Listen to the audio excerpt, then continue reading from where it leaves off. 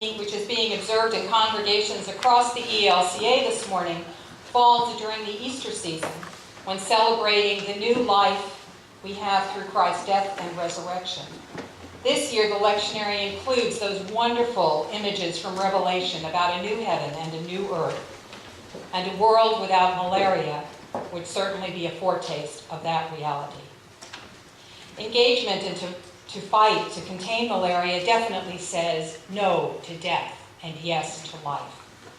And it is a way of tending God's sheep, as Jesus called Peter and all disciples to do, no matter whether they were standing with him on the beach that morning shortly after the resurrection, or us in the pews today.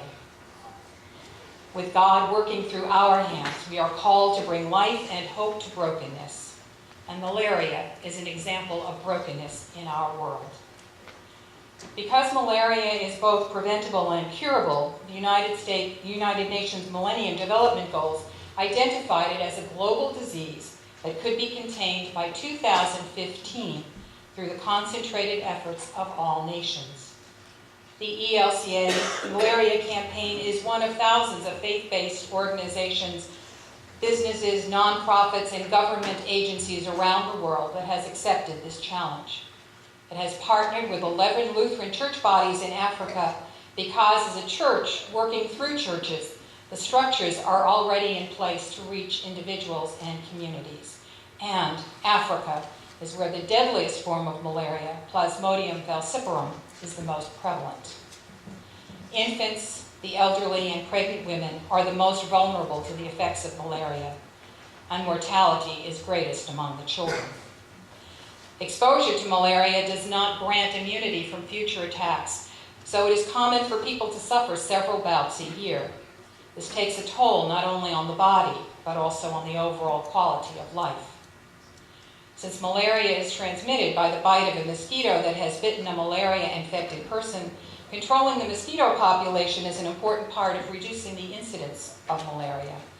Spraying inside homes and buildings, as well as using insecticide-treated bed nets every night, are proven effective prevention techniques. Access to prompt treatment, which isn't always available in Africa, helps prevent malaria transmission.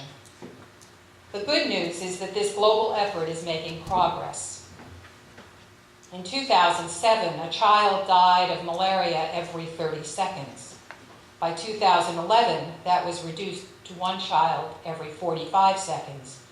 And today, it is one child every 60 seconds. But the deaths of 1,440 children a day are still too many. Much remains to be done. The ELCA Malaria Campaign's goal is to raise $15 million by 2015. Our Synod has committed to raise $207,000 as its share. The Kilimanjaro climb last year exceeded its goal, helping our Synod to raise more than half of its commitment. But please consider making another gift, either online or through a manual. The directions were supposed to be in the bulletin, but somehow they were cut off. So if you are going to do it through the church, just put your cash or check in one of these envelopes and just mark it malaria where it says other. And if you want to give online, elca.org/malaria. Couldn't be easier. A gift of any size helps.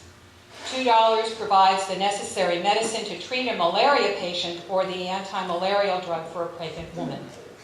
$10 supplies a bed net. If we each do a little, much can be accomplished. For example, Lynn Hansen told me that the coin collection jar we've had in the narthex for malaria contained $147. That's enough for 14 nets to help 14 families, or medicine for 75 patients.